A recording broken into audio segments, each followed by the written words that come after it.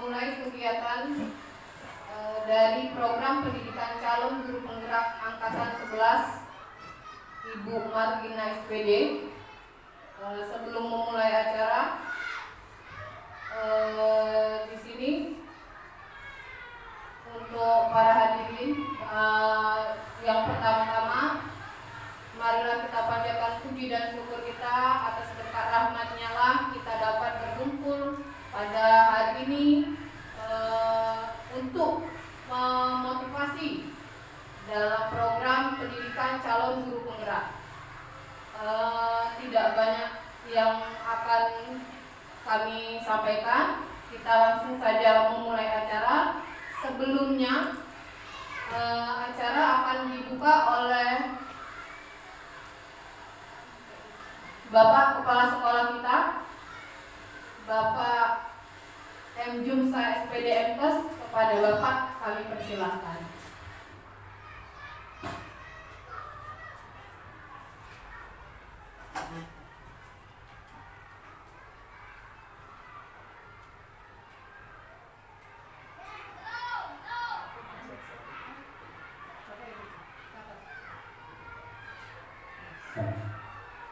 Bismillahirrahmanirrahim. Assalamualaikum warahmatullahi wabarakatuh. Alhamdulillahirabbil alamin wassalatu wassalamu ala asyrofil anbiya'i wa ala alihi washabihi ajmain. Kita panjatkan kehormatan kepada Allah karena hari ini diberi kesempatan saya akan berdoakan untuk melaksanakan kegiatan hari ini. Allah SWT sampaikan kepada kita yang bisa beriman dan sama para sahabat serta keluarga sahabat-sahabatnya menunjukkan yang amin ya rabbal alamin. Bapak Ibu yang saya hormati, hari ini bertepatan dengan kegiatan daripada Ibu Margina SPD yaitu tentang guru penggerak guru aksi nyata modul 14 untuk angkatan 11. Diharapkan kegiatan ini akan bermanfaat bagi kita semua, kemudian akan menjadi contoh untuk yang belum, sehingga nanti termotivasi untuk ikut melaksanakan ataupun ikut mengikuti program selanjutnya. Itu harapan daripada kegiatan kita ini. Tak lupa kita sampaikan juga kepada Ibu Margina, mudah-mudahan kegiatan ini ada manfaat dan ada hasilnya, sehingga nanti akan mengeluarkan kita ini kepada kita semuanya, terutama kepada SD Negeri 31 khususnya, karena SD 31 untuk tahun ini baru satu yang sedang mengikuti daripada kegiatan guru penggerak ini, yaitu ini, kan nanti akan menular lagi kepada guru-guru yang lain, sehingga kita semuanya menjadi guru penggerak.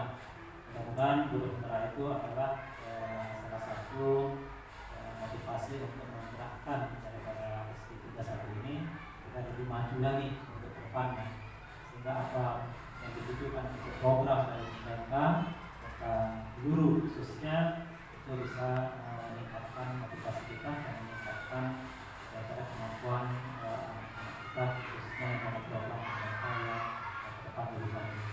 Baik itu mengenai tentang elektronika ataupun dengan media-media lain yang akan membantu lebih cepat kegiatan pada sekolah SD 31. Ke depan sekali lagi saya ucapkan semoga mendapat pelajaran dari hari ini. Pada Margina silakan untuk menyampaikan daripada programnya. Semoga Margina juga berhasil dan sukses dalam melaksanakan program ini.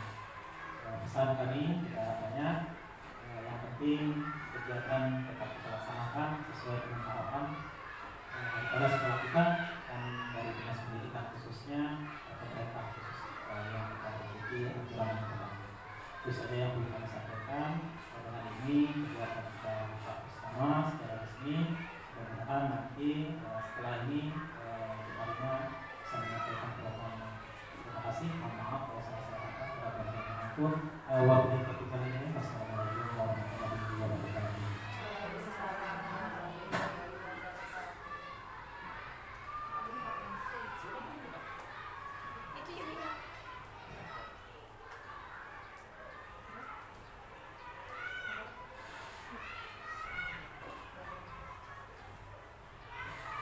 Untuk acara selanjutnya untuk mengambil berkah pada hari ini kami minta tolong kepada Bapak Raffi untuk membaca doa bersama-sama.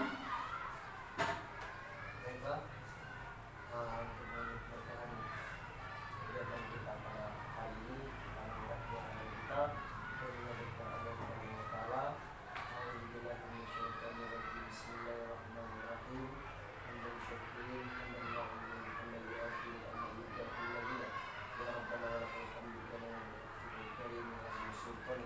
Allahumma salli ala sayyidina Muhammad wa ala ali sayyidina Muhammad. Allahumma inna nas'aluka salamatan fid din wa afiyatan fil jasad wa ziyadatan fil ilmi wa barakatan fil rizqi wa tawbatan qabla al-maut wa rahmatan inda al-maut wa maghfiratan ba'da al-maut. Allahumma a'inna ala safarati al-maut wa lana tawbatan bi sabri Allah ya rabbal alamin. Rabbana la tuzigh qulubana ba'da idh hadaytana wa hab lana min ladunka rahmatan innaka antal wahhab. Rabbana atina fid dunya hasanah wa fil akhirati hasanah wa qina adzaban nar.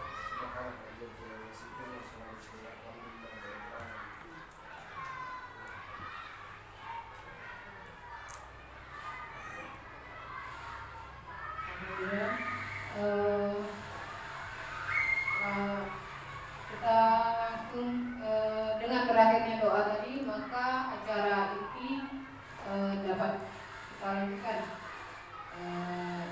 Untuk pada kegiatan selanjutnya adalah mempresentasikan diseminasi budaya positif di lingkungan SD Negeri 31 yang akan langsung dipaparkan oleh calon guru penggerak angkatan 11 Ibu Marlina SPD. Kepada Ibu kami persilakan.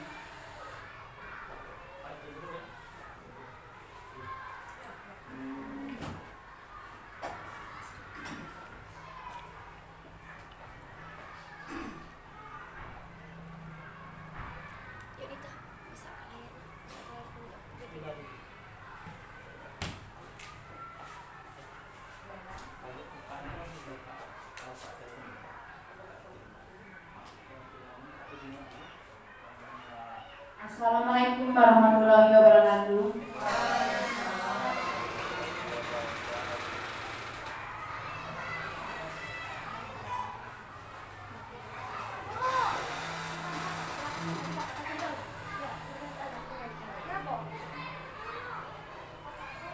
Yang saya hormati ibu-ibu dan bapak-bapak guru SD 31 Prabumuli. Saya ucapkan terima kasih kepada ibu-ibu yang telah berkenan hadir dalam kegiatan diseminasi budaya positif di SD Negeri 31 Prabumuli. Baiklah, untuk mengawali acara ini kita adakan briefing dulu ya, supaya tidak terlalu tegang. Kami mohon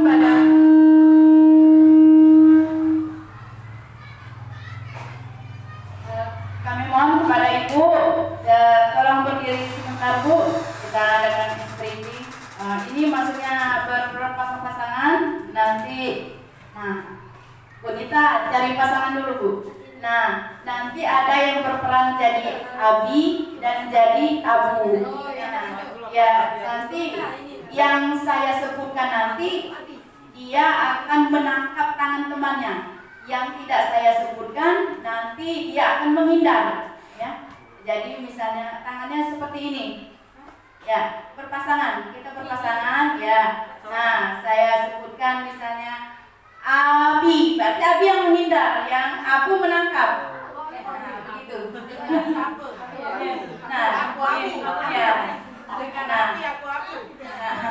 Sudah sepakat namanya Abi dan Abu ya. Nah sekarang kita fokus ya. Nah sekarang sebutkan Abu. Ya, tangannya jangan berpegangan Bu. Tangannya jangan berpegangan. Cukup seperti ini saja. Nanti kalau sebut namanya yang saya sebutkan itu menghindar. Nah yang tidak saya sebutkan, yang saya sebutkan menangkap. Yang tidak disebutkan menghindar. Nanti ada yang menang yang kalah ya. Menangkap tangan temannya. Yang tidak disebutkan menghindar. Ya.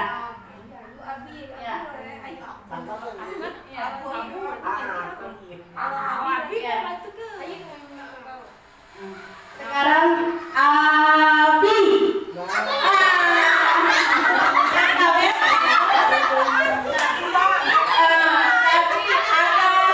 Berapa pasang itu? Yang kalah kita pasangkan lagi Bu. Nah, ya yang kalah kita pasang, yang sudah kalah duduk, yang belum, nah sekarang berpasangan lagi. Oh iya ya. Mau diulang boleh? Ayo pasangkan ya. Ya. Yang kalah duduk, nanti yang menang kita pasangkan lagi. Ya, ayo kita main Abu Abi ya. Yang saya sebutkan menghindar, yang tidak disebutkan. Ya. Seperti itu. Ya. Sekarang.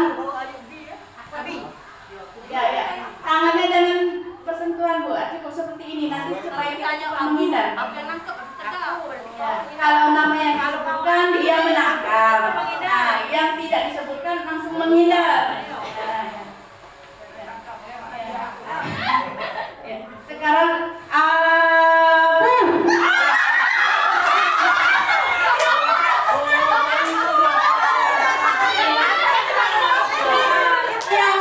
Yang kalah dulu, Nah, pasangkan lagi yang menang sama yang menang. Nah, itu siapa? Yang kalah dulu.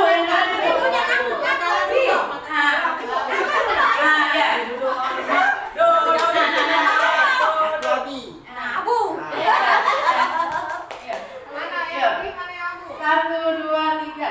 Abi. Siapa yang kalah? Kita dua pasang. Yuk sini. Yang kalah siapa? Tommy apa? Oh, ayo. Yang tidak. Nah.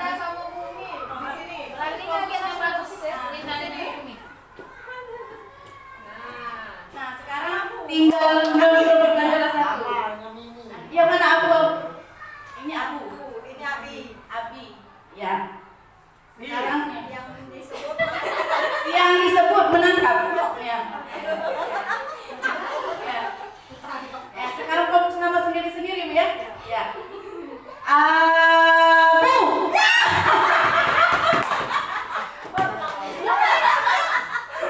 Ya, terima kasih ibu-ibu ya atas speakingnya ya.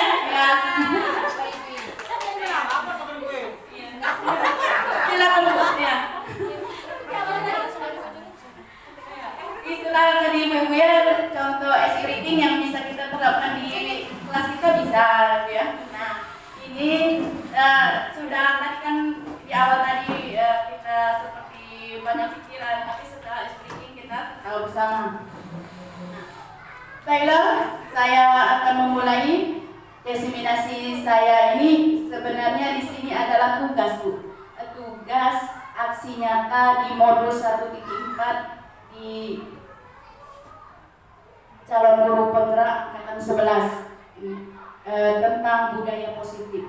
Budaya positif ini sudah lama kita mendengarnya Bu ya. Tapi di sini karena ini adalah tugas, jadi tugas untuk mengumpulkan tugas dari CGP saya, jadi tetap saya diseminasikan. Nah di sini budaya positif ini sudah sering kita dengar, Bu ya. Nah, kalau di sekolah kita sudah belum kita menerapkan budaya positif? Sudah ya. Contohnya apa, Bu? Baca doa sebelum belajar. Ya, baca doa sebelum belajar. Setelah itu apalagi? Mengucapkan budaya sapa, salam. Ya, 5S, Bu ya. Sapa, salam. Sebelum kita masuk kelas, anak-anak saling dulu dengan gurunya. Ya, itu sudah termasuk budaya positif ya.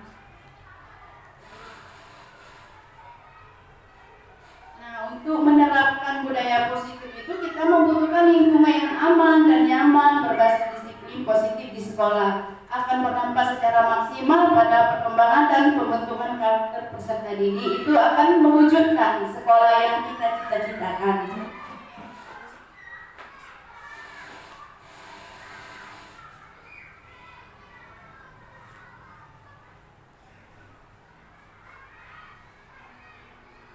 Untuk budaya positif ini kita transformasi pendidikannya dari filosofi Ki Hajar Dewantara itu pendidikan yang menuntun dan manusia yang merdeka. Adapun teori kontrolnya menurut William Glasser itu yang pertama itu makna disiplin, teori motivasi, 5 posisi kontrol dan 5 kebutuhan dasar manusia. Yang pertama teori kontrol itu Anda tidak bisa mengontrol orang lain, hanya Anda yang bisa mengontrol diri Anda. Yang kedua, semua perilaku memiliki tujuan. Yang ketiga, model berpikir menang-menang, kolaborasi dan konsensus menciptakan pilihan-pilihan baru, pengembangan komunitas berbasis aset atau kekuatan. Yang keempat, realitas kebutuhan kita berbeda. Kita berusaha memahami pandangan orang lain tentang dunia. Setiap orang lain memiliki gambaran yang berbeda. Untuk disiplin positif ini, kita belajar mengontrol diri dengan mengendalikan potensi diri kita sendiri agar tercapai tujuan mulia, yaitu menjadi seorang yang kita inginkan berdasarkan nilai-nilai yang diri kita hargai. Untuk semua perilaku tujuan ini terdapat 2 motivasi ya. Motivasi intrinsik dan motivasi ekstrinsik. Yang ekstrinsik ini yang dari luar itu yang pertama untuk menghindari hukuman, yang kedua untuk mendapatkan imbalan ya. Untuk menghindari hukuman ini misalnya kita datang tepat waktu karena kita tidak ingin dihukum, karena itu berdasarnya dari luar diri kita sendiri. Nah, untuk intrinsik ini untuk menghargai diri kita sendiri. Nah, kalau kita yang motivasi intrinsik ini, kalau kita sudah menghargai diri kita sendiri, itu terciptalah nilai-nilai kebajikan universal itu. Nah, untuk kewajiban universal itu nanti kita akan membuat keyakinan kelas. Ya. Nanti dari keyakinan kelas ini akan untuk mendasari kita dalam menyelesaikan masalah yang ini, masalah siswa seperti yang pernah saya lakukan itu dalam video itu melalui segitiga restitusi. Di sini ada 5 posisi kontrol. Sebagai seorang guru itu ada 5. Yang satu sebagai penghukum, yang 2 pembuat rasa bersalah, yang ketiga teman, keempat memantau, yang kelima manajer. Sebagai manajer. Terlepas dari itu, setiap yang kita lakukan itu sebenarnya kita mempunyai kebutuhan dasar manusia. Kita berusaha memenuhi kebutuhan dasar kita, yaitu satu yang bertahan hidup. Yang kedua, penguasa. Yang ketiga, kasih sayang atau rasa diterima. Yang keempat, kesenangan. Yang kelima, kebebasan. Nah, inilah ke-6 topik ya, budaya positif yang akan saya paparkan itu. Yang tadi itu peta konsep. Nah, yang ini adalah topiknya. Ada 6 topik: positif, teori motivasi, keyakinan kelas, kebutuhan dasar manusia, restitusi, 5 kontrol, dan restitusi segitiga restitusi. Konsep yang pertama itu disiplin positif dan nilai-nilai kebajikan universal. Apakah makna disiplin? Disiplin itu menurut Bapak Ibu apa sih? Mentaati peraturan. Kata disiplin. Kalau disiplin itu mengatur diri sendiri ya, Teh. Oh iya. Menurut Bu Lili itu disiplin mengatur diri kita sendiri ya. Taat peraturan. Nah, kalau kita lihat di sini, makna disiplin itu berasal dari bahasa disiplina, artinya belajar, di mana kita selalu belajar dari yang tidak bisa menjadi bisa, ya. Dan di sini disiplin diri membuat orang menggali potensinya menuju sebuah tujuan apa yang dia hargai. Namun dalam budaya kita, makna kata disiplin telah berubah menjadi sesuatu yang dilakukan seseorang pada orang lain untuk mendapatkan kepatuhan. Kecenderungan umum adalah menghubungkan kata disiplin dengan ketidaknyamanan, bukan dengan apa yang kita hargai atau capaian suatu mulia, tujuan yang mulia. Next. Nilai-nilai kebajikan universal. Nilai-nilai kebajikan adalah sifat-sifat motivasi manusia yang merupakan tujuan mulia yang ingin dicapai setiap individu. Nilai-nilai tersebut bersifat universal dan lintas bahasa, suku, bahasa, agama maupun latar belakang. Nilai-nilai kebajikan universal ini menurut William Gessler pada teori kontrol 1984 ini, setiap perilaku perbuatan memiliki suatu tujuan. Begitu juga menurut Ian Rosen 1998, dengan mengaitkan nilai-nilai kebajikan yang diyakini seseorang, maka motivasi intrinsiknya akan terbangun, sehingga menggerakkan motivasi dari dalam untuk dapat mencapai tujuan mulia yang diinginkan. Nah, nilai-nilai kebajikan ini, nilai yang ingin dicapai oleh setiap anak Indonesia itu kita kenal dengan profil pelajar Pancasila. Yang pertama, beriman, bertakwa kepada Tuhan Yang Maha Esa dan berakhlak mulia. Yang kedua, mandiri. Tiga, berpikir kritis. Keempat, berbineka global. Selanjutnya, bergotong royong dan kreatif. Nah, ini konsep 2. Teori motivasi, hukuman, dan penghargaan restitusi. Teori motivasi perilaku manusia itu motivasinya ada 2 itu. Yang pertama eksternal yang didapat dari luar. Yang pertama untuk menghindari ketidaknyamanan atau hukuman. Yang kedua untuk mendapatkan imbalan dari orang lain. Nah, misalnya di sini kita disiplin datangnya tepat waktu itu karena untuk menghindari ketidaknyamanan ini atau hukuman ini tidak enak dengan pimpinan begitu, karena datangnya dari luar. Untuk mendapatkan imbalan ini atau dari orang lain bisa juga dengan pujian, karena ingin mendapatkan pujian kita datang tepat waktu ya. Nah, kalau motivasi dari dalam itu motivasi internal itu tujuannya disiplin positif untuk menghargai diri kita sendiri. Saya akan menjadi orang seperti apa bila saya melakukan ini. Dengan saya datang tepat waktu, maka saya akan menjadi seorang guru yang menjadi panutan. Ya. Sesudah menjadi guru yang panutan, otomatis kita akan menjadi guru yang profesional nantinya. Next. Nah, ini untuk menurut Ki Dewantara itu merdeka itu artinya tidak hanya terlepas dari perintah, akan tetapi juga cakap membuat pemerintah diri kita sendiri. Berarti kita disiplin tadi dari dalam diri kita sendiri. Ya, next. Nah, dihukum oleh penghargaan. Jadi penghargaan yang datangnya dari luar tadi bisa menjadi hukuman bagi kita. Bahwa penghargaan berlaku sama dengan hukuman, dalam arti meminta atau memujuk seseorang melakukan sesuatu untuk memenuhi suatu tujuan tertentu dari orang yang meminta atau membujuk. Di sini, misalnya kita sudah datang tepat waktu, Nah, kita tadi mendapatkan penghargaan dari pimpinan kita, otomatis itu akan menjadi hukuman bagi kita karena kita akan melaksanakannya tepat waktu. Suatu ketika kita tidak bisa melaksanakannya sesuai dengan penghargaan tadi, nah maka kita akan merasa bersalah di sini.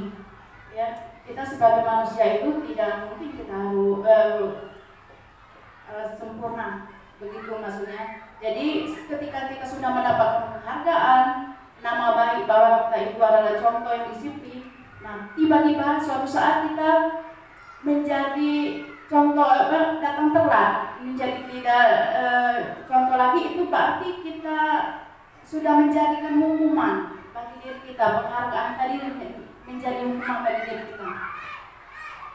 Next.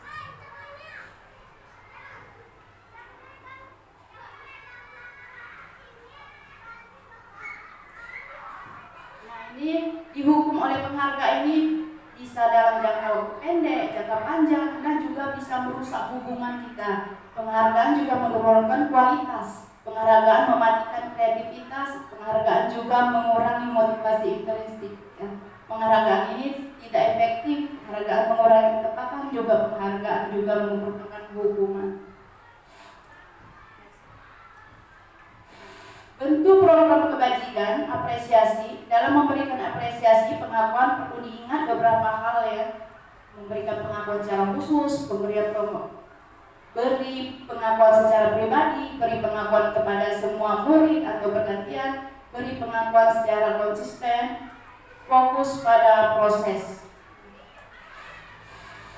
Contoh pengakuan apresiasi kebajikan. Di sini kemarin saya perhatikan rasa empatimu besar sekali pada saat menolong murid baru di kelas kita. Nah, di sini nilai kebajikan itu rasa empati. Nah, situasinya kapan?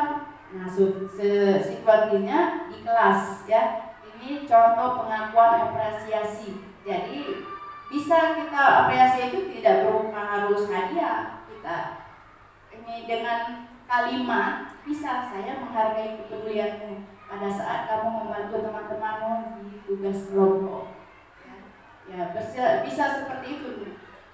Sudah itu tindakan guru. Nah, di sini kita akan mengetahui membedakan hukuman atau konsekuensi. Nanti Bu. Nah, aku buka jawabannya. Yang pertama itu, tindakan guru mencatat 100 kali di dalam buku kalimat. Saya tidak akan terlambat lagi karena terlambat ke sekolah. Kira-kira hukuman atau konsekuensi?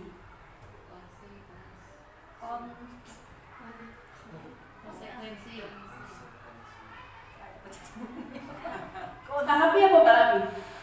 Konsekuensi. Konsekuensi. Untuk nomor 2, lari mengelilingi lapangan basket 2 kali karena terlambat hadir di sekolah. Bu Lili, kira-kira hukuman atau konsekuensi? Hukuman ya. Bu Lili, hukuman. Yang nomor 2 tadi hukuman, yang pertama konsekuensi ya. Yang ketiga, murid diminta untuk push up 15 kali karena tidak menggunakan masker ke sekolah. Nah, ya, kemudian apa? Hukuman. Nah, yang keempat, menggantikan kertas tugas teman yang telah dicoret-coret. Apa Bu? Ini. Hukuman. Nah, yang kelima, membersihkan tumpahan air di meja tulis karena tersenggol pada saat jam belajar. Konsekuensi. Yang keenam, meminta murid tidak mengenakan sepatu seharian di sekolah karena tidak mengenakan sepatu warna hitam. Hukuman atau konsekuensi? Hukuman. 7, lari mengelilingi lapangan basket 2 kali karena terlambat 10 menit untuk pelajaran PJOK. Hukuman atau konsekuensi? Hukuman. Nah, yang ini agak bingung, ini ada hukuman, ada konsekuensi. Next Bu. Nah, ini sudah terjawab. Kira-kira pertanyaan kita benar atau salah ya? Yang pertama itu mencatat 100 kali di dalam buku itu sebuah hukuman. Karena kita datang terlambat, tidak ada sangkut pautnya, kita tidak tahu apa yang akan dilakukan, itu berarti sebuah hukuman karena tidak ada kesepakatan dilakukan dari kedua belah pihak. Yang kedua itu lari mengelilingi lapangan basket karena terlambat hadir, itu sebuah hukuman. Ya, karena terlambat mengelilingi lapangan basket. Beda dengan yang nomor 7, lari mengelilingi lapangan basket 2 kali karena terlambat 10 menit untuk pelajaran PJOK, itu konsekuensi. Karena itu memang pelajaran PJOK. Murid tersebut sudah lambat 10 menit karena pelajarannya sudah pemanasan. Biasanya kan kalau kita olahraga itu pemanasan dulu 10 menit. Nah, murid yang datang telat tadi disuruh lari mengelilingi lapangan basket karena dia bukannya hukuman tapi mengejar pelajaran yang tertinggal. Teman-temannya sudah melaksanakan pemanasan, dia belum, jadi dia mengulang sendiri. Begitu konsekuensi. Ya, next. Ini ada identitas gagal dan identitas sukses.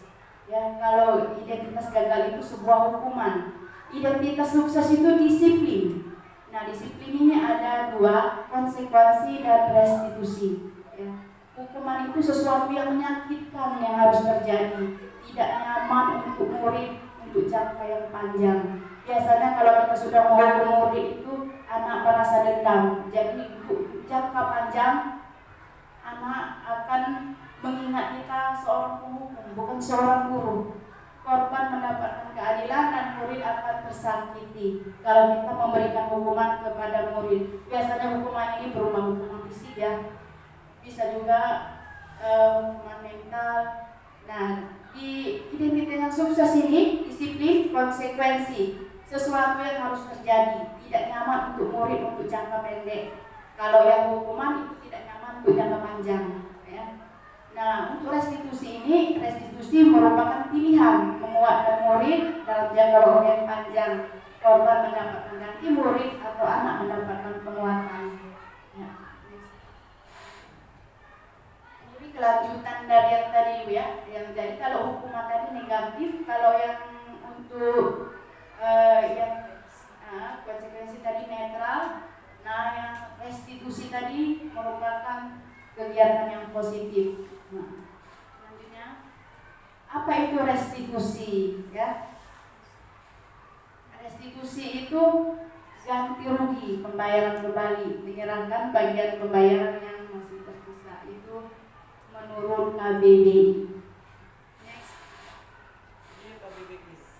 Langsung selesai.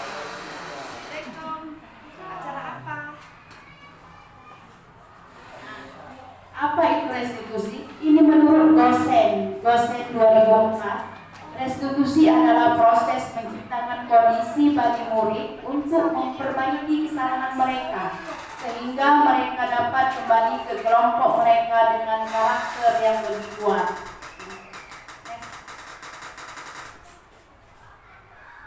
Restitusi juga merupakan proses kolaboratif yang mengajarkan murid untuk mencari solusi atas masalah mereka dan membantu murid untuk berpikir ingin menjadi orang seperti apa mereka, tujuan mulianya, dan bagaimana mereka memperlakukan orang lain.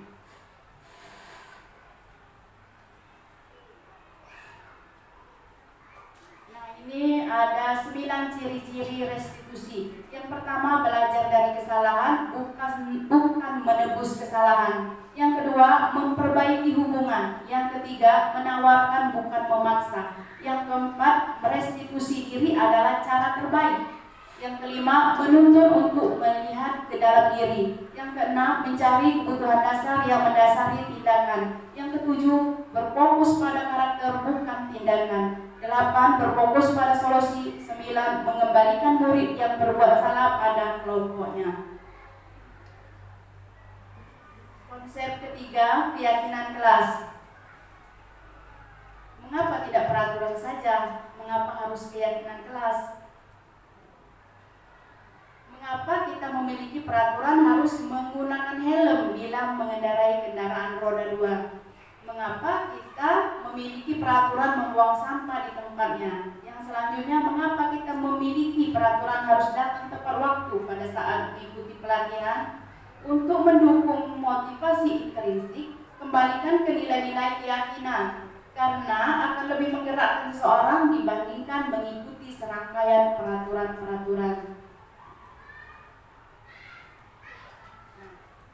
Ini ada peraturan, ada keyakinan kelas. Keyakinan kelas itu nilai kebajikan yang dituju. Misalnya selalu kembalikan buku ke tempatnya, itu nilai kebajikannya itu tanggung jawab. Yang kedua, dilarang mengganggu orang lain. Nilai kebajikannya menghormati orang lain dan diri sendiri. Hadir di sekolah 15 menit sebelum pembelajaran dimulai. Nilai kebajikan itu menghormati orang lain, komitmen pada tujuan. Dilarang melakukan kekerasan. Nilai kebajikan, keselamatan, menghormati orang lain. Peraturan, dilarang menggunakan narkoba. Berarti di sini nilai kebajikannya kesehatan. Bergantian atau menunggu giliran. Berarti ini nilai kebajikannya menghormati orang lain dan kesabaran. Selanjutnya menggunakan masker. Nilai kebajikannya kesehatan, keselamatan, kepedulian. Dan peraturan selanjutnya itu jangan berlari di kelas atau koridor. Itu nilai kebajikan yang dituju, keselamatan, keamanan, dan kepedulian.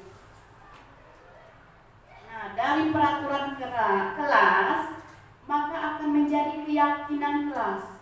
Keyakinan kelas, mengapa harus keyakinan? Karena keyakinan itu datangnya dari dalam hati. Kalau sudah datang dari dalam hati, biasanya untuk melaksanakannya itu lebih mudah, lebih ringan karena adanya keikhlasan. Nah, sudah kita yakin dengan nilai-nilai kebaikan, itu akan menciptakan lingkungan yang positif. Di lingkungan positif ini maka akan menjadi budaya positif, akan menjadi terbiasa. Budaya itu membiasakan melakukan nilai-nilai yang positif. Next. Nah, ini ada kesepakatan kelas 3 di SD Negeri 31 Prabu Muli. Kesepakatan ini saya lihat itu sudah ada di kelas 4 Bu ya, Bu Nurhayati. Duluan nih Bu Nurhayati juga sudah saya berarti Bu Nurhayati. Itu yang kreatif ya. Nah, di sini ada kalau membuat keyakinan kelas itu jangan banyak-banyak Bu, nanti muridnya tidak ingat. Kalau tidak ingat nanti dia akan mudah melakukan pelanggaran. Kalau dikit mudah diingat, mudah dilaksanakan. Nah, ini cara membuat keyakinan kelas ini tidak langsung kita copy paste dari internet. Memang banyak di internet. Nah, kita caranya itu kita buat dengan anak-anak, bukan catatan tapi masukkan dulu. Nah, hari ini kita akan membuat kesepakatan kelas kita. Yang pertama, coba anak-anak buat kalimat negatifnya. Misalnya, jangan buang sampah sembarangan. Nanti bisa ditulis di papan. Yang belum bisa menulis nanti bisa dibantu ibu gurunya menulis di papan. Kira-kira keyakinan apa yang akan kita laksanakan di kelas? Misalnya hadir tepat waktu, itu sudah kalimat positif. Kita masih kalimat negatif. Jangan buang sampah sembarangan. Nanti sudah kalimat negatif, kita ubah ke kalimat positif. Jangan buang sampah sembarangan tadi. Buanglah sampah pada tempatnya. Nah, nanti baru kita buat kira-kira 7 atau 6 bisa supaya kita anak-anak mudah mengingatnya dan diletakkan di tempat yang mudah dilihat, ditempel di kelas di tempat yang mudah dilihat itu seperti di dekat papan tulis ya. Nah, anak-anak akan mengingatnya keyakinan kelas ini karena mereka yang membuatnya sendiri, bukan sebuah peraturan yang datangnya dari seorang guru yang datang dari satu arah dan yang lain akan melaksanakan itu sebuah peraturan. Nah, sekarang kita ini membuat keyakinan kelas ini, anak-anak membuatnya sendiri dan biasanya kalau sudah membuat sendiri itu apa yang kita buat itu biasanya kita dengan senang hati akan melaksanakannya dengan ikhlas.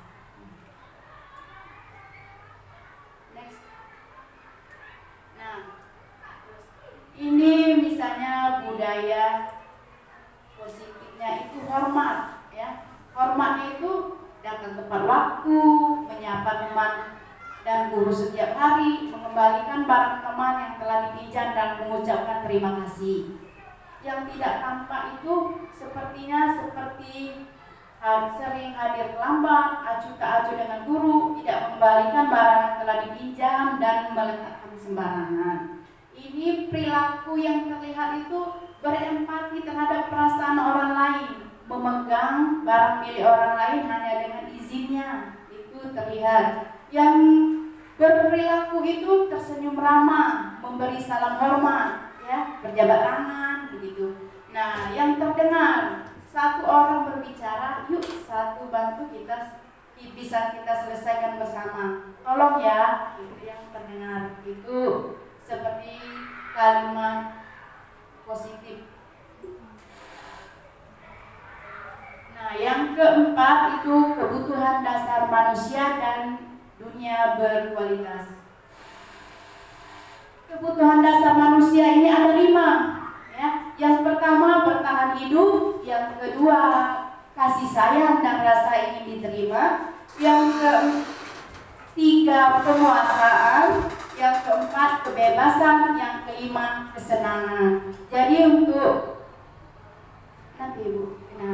untuk bertahan hidup ini contohnya itu rumah, makanan, minuman. Nah, itu sesuatu kebutuhan dasar manusia. Manusia juga memerlukan kasih sayang, penguasaan juga. Nah, di sini misalnya ada satu kasus murid kita yang sering mengambil makanan temannya ya. Nah, itu suatu murid tersebut ingin memenuhi kebutuhan dasarnya, yaitu kebutuhan bertahan hidup. Ya. Nah, di sini ada juga misalnya anak kita yang sering mengganggu temannya, melihat temannya menangis, itu suatu merasakan kesenangan. Itu termasuk kesenangan juga itu, tapi kesenangan yang negatif ya. Nah, next book. Perilaku siswa. Nah, ini perilaku siswa ini memukul teman yang menghinanya. Kekuatan yang mungkin berusaha dipenuhi seorang anak itu kekuasaan atau power ya. Nah, pertanyaan kepada siswanya itu, apakah ada cara untuk memenuhi kebutuhan kekuasaan tanpa melakukan kekerasan? Nah, next.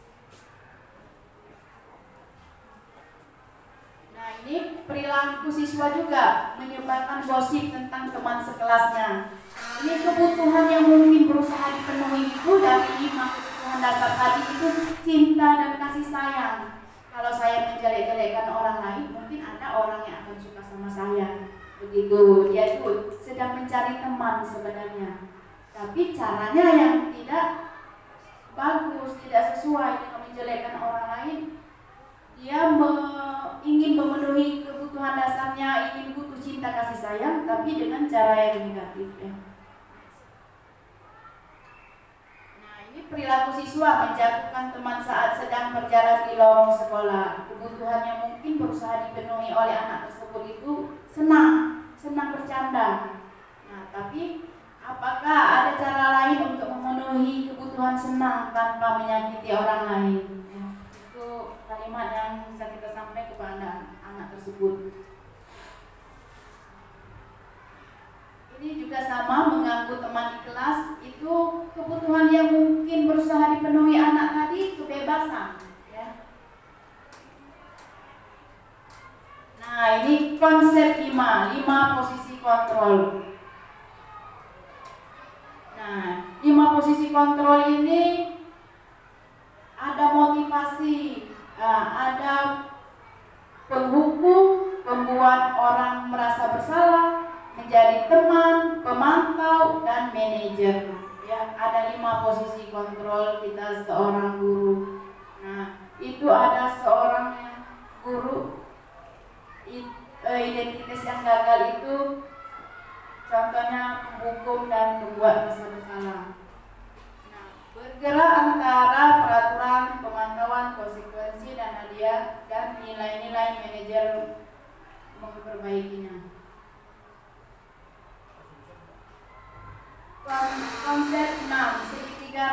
restitusi.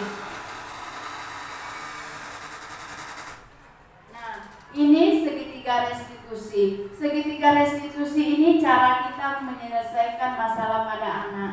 Misalnya itu yang pertama, segitiga restitusi ini ada 3 tahap. Yang pertama menstabilkan identitas, yang kedua validasi tindakan yang salah, yang ketiga menanyakan keyakinan kelas.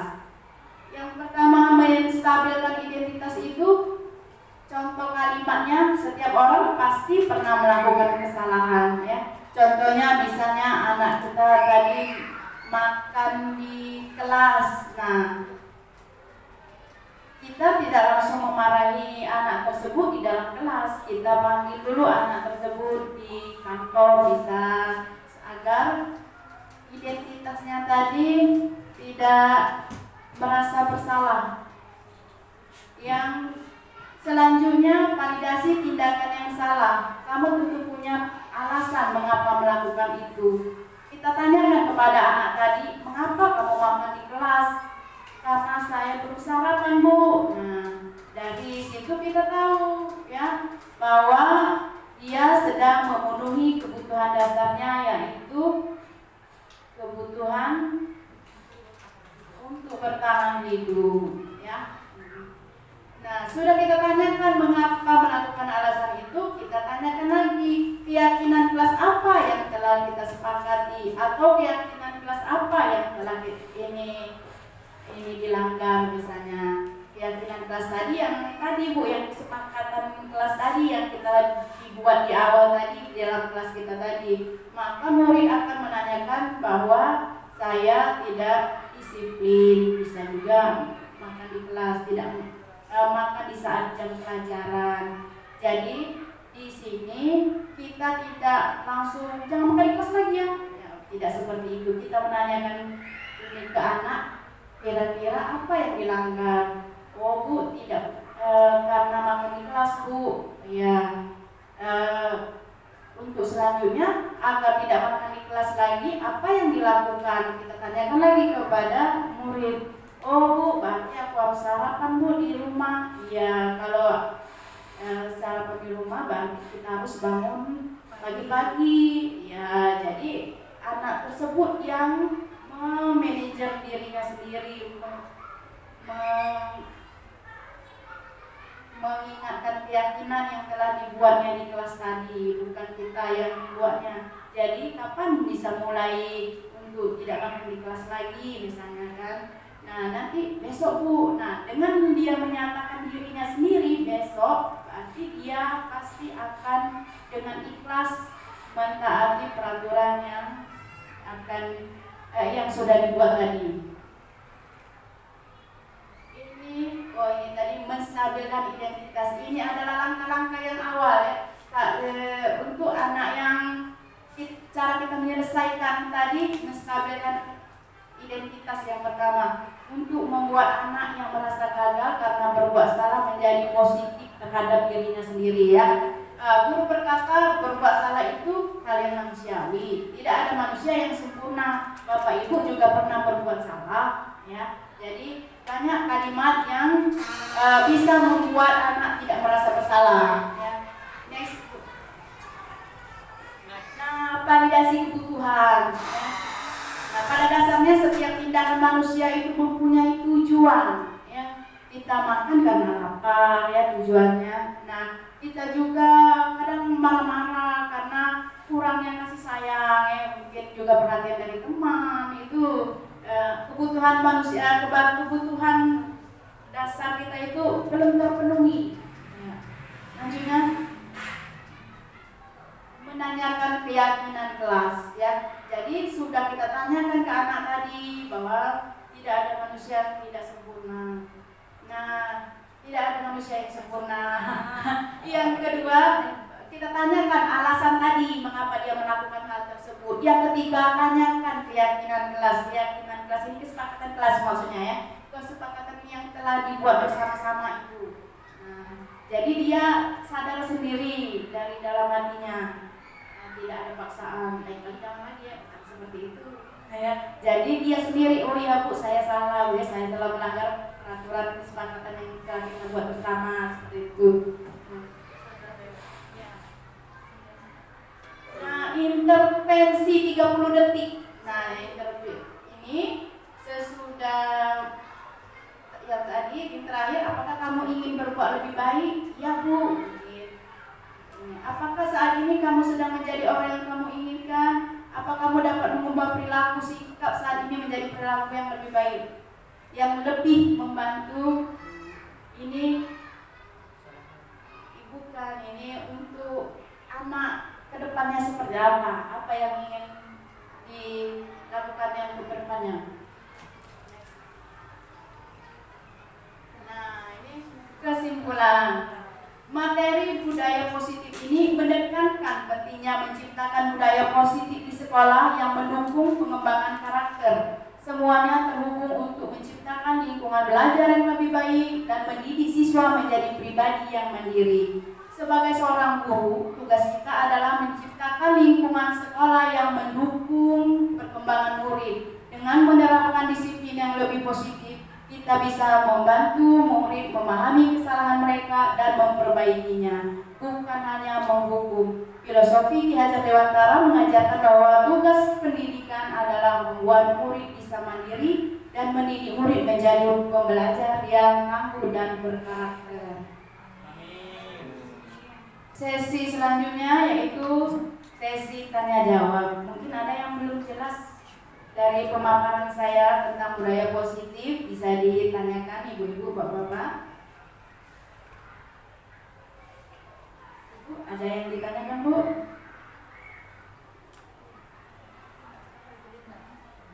Bu Ati?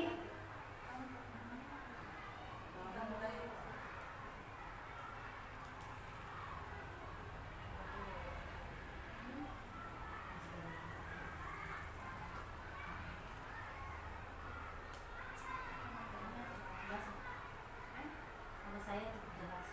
Oh ya, Bu Ati cukup jelas dari pemaparannya tadi. Terima kasih kepada Bu Marlina. Saya ingin kalau bisa yang untuk di kelas tadi, saya mengajar di kelas 2, kira-kira untuk membuat keyakinan di kelas tadi, saya mohon bimbingannya. Terima kasih untuk Bu Lydia. Nanti kita atur Bu ya kapan waktunya. Nanti kita akan membuat kesepakatan kelas dengan anak-anak kelas 2 Bu ya. Yang lain? Ibu Melina. Oke.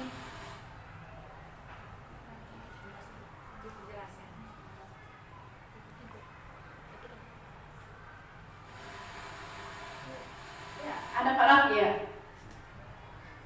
Bismillahirrahmanirrahim. Mau bertanya izin Ibu Guru materi itu budaya positif untuk siswa Bu. Oke, mungkin jelas kiranya tadi untuk siswa. Baiklah ya, pertanyaan Pak Rafi. Budaya positif ini untuk siswa saja atau untuk guru? Ya, untuk semua warga sekolah Pak. Jadi kita sebagai guru ini menjadi contoh ya. Nah, menjadi contoh yang teladan, maka murid akan mengikutinya.